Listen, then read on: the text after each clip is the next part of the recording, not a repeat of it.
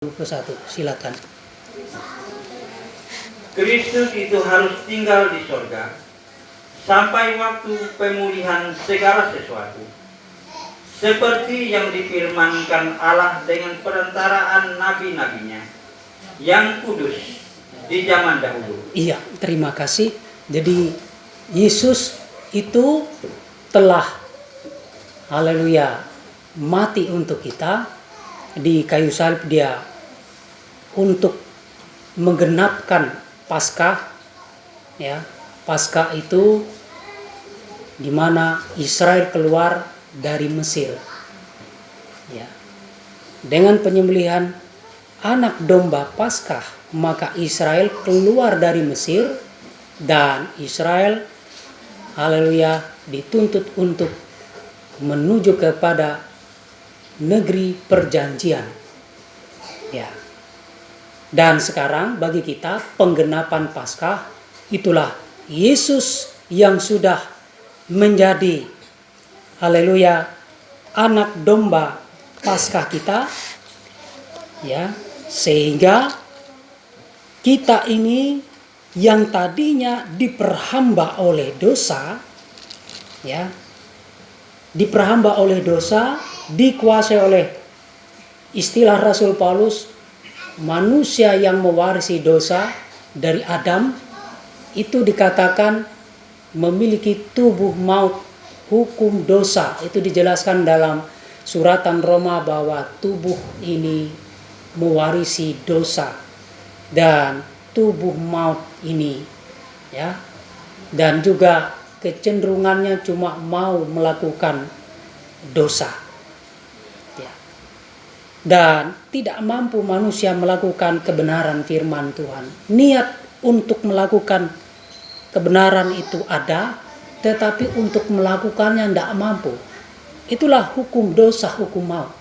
Tetapi Yesus datang untuk membebaskan kita, bahwa dia sudah mati di kayu salib untuk menebus saya dan saudara dengan darah yang mahal, ya, ditumpahkan di Kalvari kayu salib untuk supaya kita dibebaskan, ya, kita dimerdekakan bagaikan seperti orang Israel keluar dari Mesir, negeri perbudakan. Dulu kita diperbudak oleh dosa, ya. Kalau mati dalam dosa itu celaka.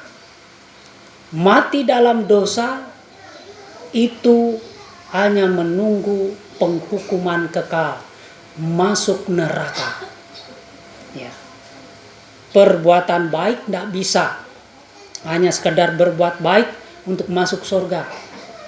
Mungkin berbuat banyak amal, tidak bisa, karena dosa hanya bisa dibayarkan oleh darah, dan tanpa ada penumpahan darah tidak ada pengampunan.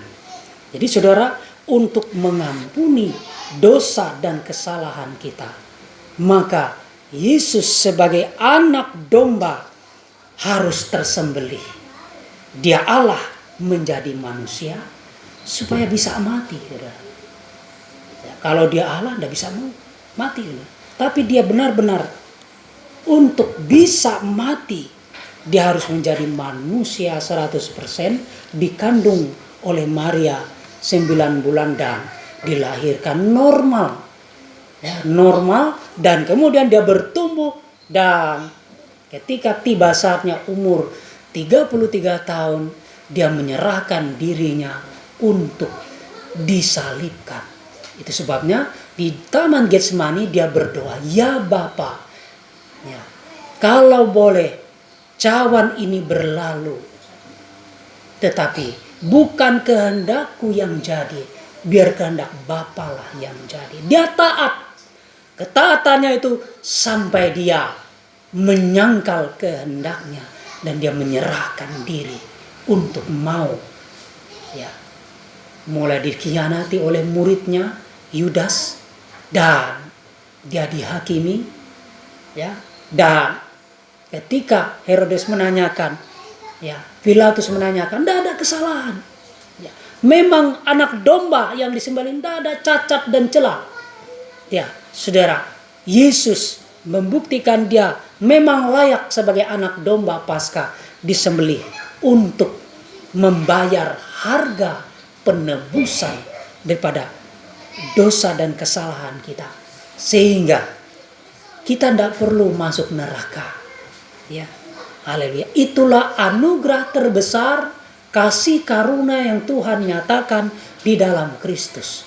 Dia mengasihi saya dan saudara, dan dia memanggil saya dan saudara, sehingga kita boleh percaya itu karena mujizat Tuhan.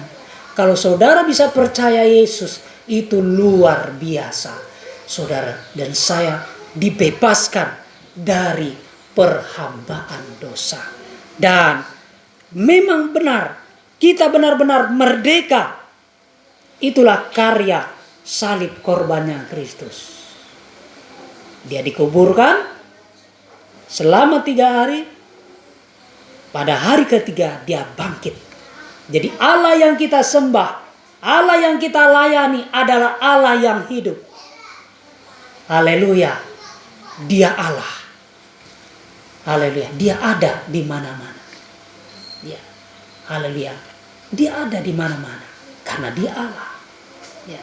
Sebabnya Yesus membuktikan bahwa dia hidup membutuhkan 40 hari. Membuktikan bahwa dia hidup. Kepada murid-muridnya dia menampakkan diri. Haleluya. Dia hidup kembali. Normal seperti saya dan saudara. Dan ayat mengatakan, adakah makanan di sini? Dan dia mengatakan, dan murid-murid mengatakan, ada ini ikan goreng. Dan dia makan, dan dia membuktikan bahwa dia hidup. Dan luar biasa murid-murid begitu senang, begitu sukacita karena melihat Yesus hidup. Dan tiba saatnya 40 hari selesai dan terjadilah perpisahan. Dan ayat mengatakan bahwa haleluya.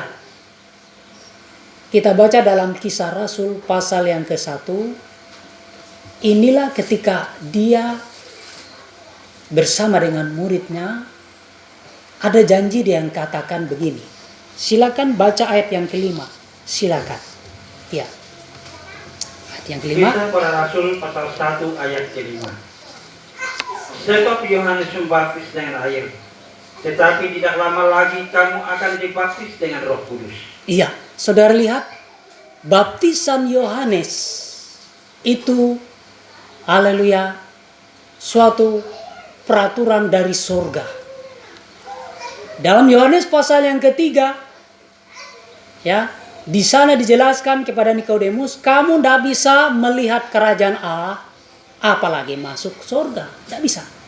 Ya, kalau tidak dilahirkan kembali, dilahirkan dari air, itu bicara tentang baptisan air yang dilaksanakan oleh yang pertama kali hamba Tuhan Nabi, yang terakhir itulah Yohanes Pembaptis.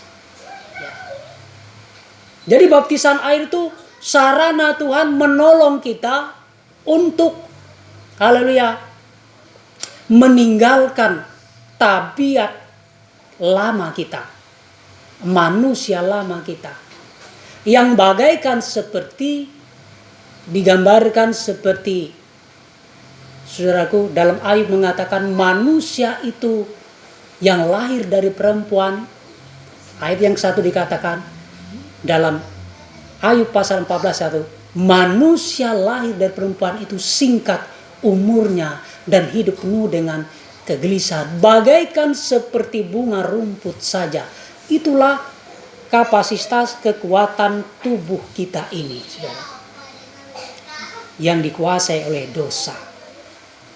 Sebenarnya manusia tidak perlu mati, tetapi akibat dosa Adam makan buah pengetahuan yang baik dan jahat, sejak saat itulah manusia ketemu yang namanya maut, kematian. Sebabnya sebelum maut, kematian tubuh, mati tubuh ini, ya, haleluya, ayat mengatakan dalam Pengkhotbah, ada waktu lahir, ada waktu meninggal. Saudara lihat, orang lahir itu tidak bisa dokter tuh memprediksi. Oh dia lahir jam sekian, detik sekian, tidak bisa. Biarpun pinternya bagaimana tuh dokter tidak bisa. Karena waktu lahir itu ada waktunya. Haleluya, puji Tuhan. Kecuali kalau disesar. Ya. Saya mau melahirkan anak tanggal 17 bulan. Ya, sekian. Bisa pakai sesar. Tetapi secara alami kelahiran itu ada waktunya. Demikian juga kematian. Kematian itu ada waktunya Tuhan. Kita tidak tahu kapan habis kuota waktu kita hidup di dunia yang fana ini. Tapi Tuhan punya rencana yang indah. Sebabnya dikatakan Kristus harus tinggal di sorga sampai terjadi pemulihan segala sesuatu. Apa yang dipulihkan? Itulah Tuhan memberikan waktu perpanjangan sabarnya. Haleluya. Puji Tuhan, dalam Petrus mengatakan bahwa satu harinya Tuhan, di dalam 1 Petrus pasal yang ketiga di sana dikatakan, saudara bisa cari di sana bahwa waktu Tuhan itu ya tidak seperti waktu manusia hidup di dunia ini. Bagi kita satu hari 1 kali 24 jam, tapi bagi Tuhan ya satu harinya Tuhan itu 1000 tahun kehidupan manusia di bumi ini. Itu satu harinya Tuhan. Ya. Karena dosa, maka tidak ada seorang pun manusia mulai daripada Adam terus sampai keturunannya hingga sampai zaman sekarang. Langkah-langkah kalau orang sudah mencapai 120 tahun seperti usianya Musa. Musa dipanggil oleh Tuhan. Haleluya. Ketika usianya 120 tahun. Dia masih kuat dan gagah. Matanya normal, kekuatannya masih fit. Dan generasi itu yang keluar dari Mesir pada waktu itu Musa ya itu mati, haleluya, namun dibangkitkan. Dan yang kedua generasi yang keluar dari Mesir itu Yosua dan Kaleb. Kedua golongan ini yang masuk ke negeri perjanjian. Yang lain-lain semua karena setiap hari mereka di padang gurun mengeluh dan tiada hari tanpa mengeluh dan berbuat dosa. Sehingga generasi itu tidak sampai